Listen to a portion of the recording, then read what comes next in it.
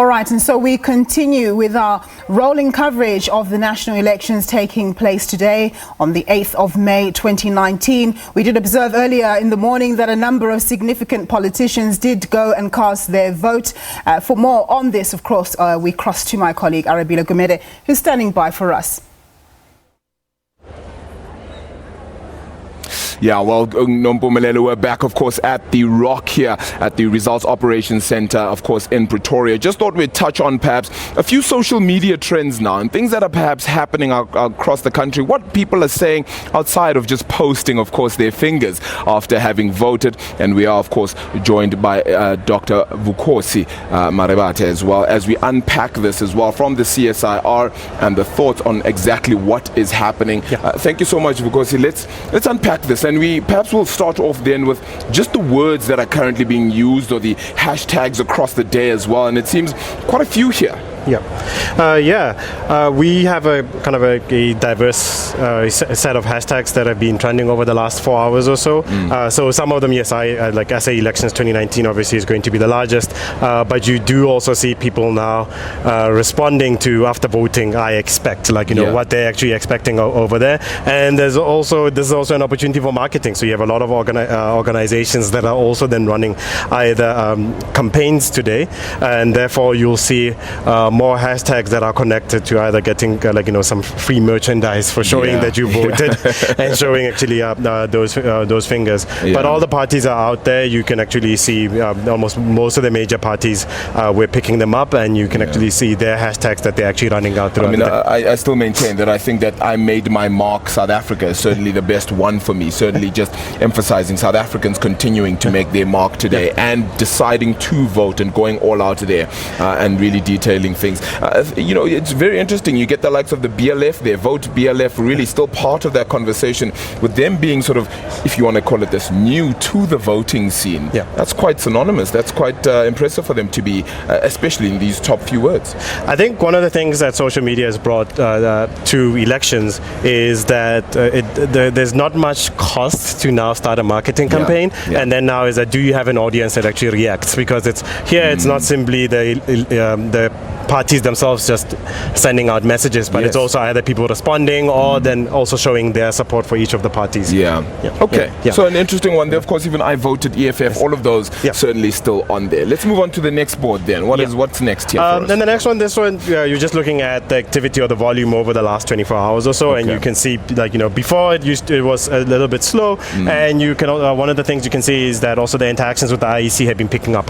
So I think throughout the day, people have been either asking questions over the last 3 days in terms of when or what things they need when they go to the voting stations, and also trying to actually then get clarifications. Like one, I think, was a challenge with nail polish, and then IEC responding to that, and then people then actually sharing that, of saying no, you can actually vote despite that. Would you be able to get a sense, and I know that Twitter is perhaps not the best representative sample size when it comes to any form of polling, but would you be able to get a sense out of all of these exactly what has happened thus far with regards to areas that are impacted the most, provinces that are perhaps feeling that they're perhaps not looked after when it comes to the voting process thus far? Are you able to see some of that out of this?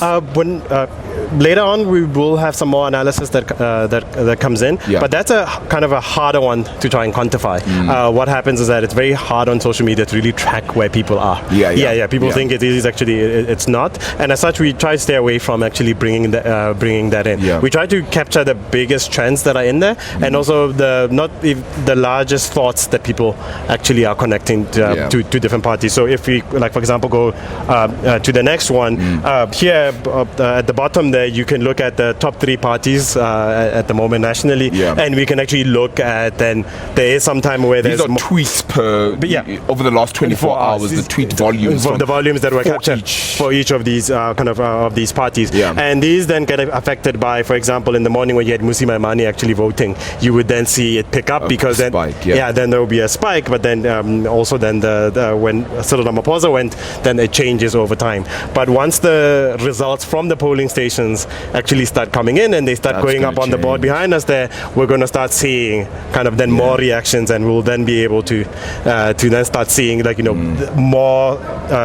thoughts that are coming actually from the public. This is also great to see then. As you mentioned a little bit earlier on, of course, the IEC having coming on with popular mentions, and really South Africans perhaps asking for help, asking for direction or whatever the case might be. And it seems that they're getting quite interactive with regards to them as well there. Yeah. I think IEC has been doing very well in keeping people informed and using as many of the channels as possible. Because yes, misinformation is a challenge. So you don't want to have people being misinformed and then not turning out to actually really physically vote.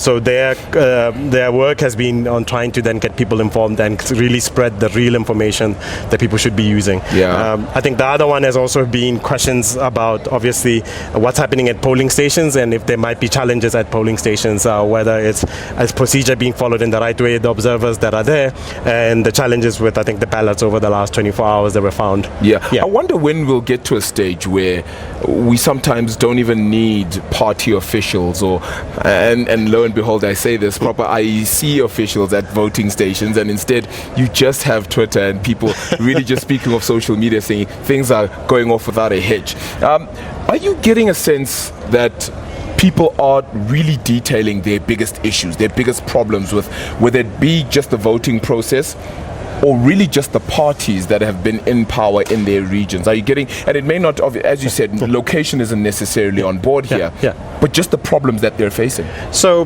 one of the things we've seen obviously is the one of I'm voting for this party because of X, or I'm not voting. Right, and that is then connected with then somebody trying to give a reason for that. So that is one of the ways that people are trying to voice either frustrations or their hopes for what's actually going to kind of go on. So that is something that to unpack it takes a little bit of time, and that will be as the day goes on, it will get better. All right, Vukosi, thank you so much for the time, but it is an interesting set of data, of course, that we'll continue to watch out for it, of course, and see exactly what is happening across South Africa there as the situation and the political landscape changes, if you want to call it that, across the day.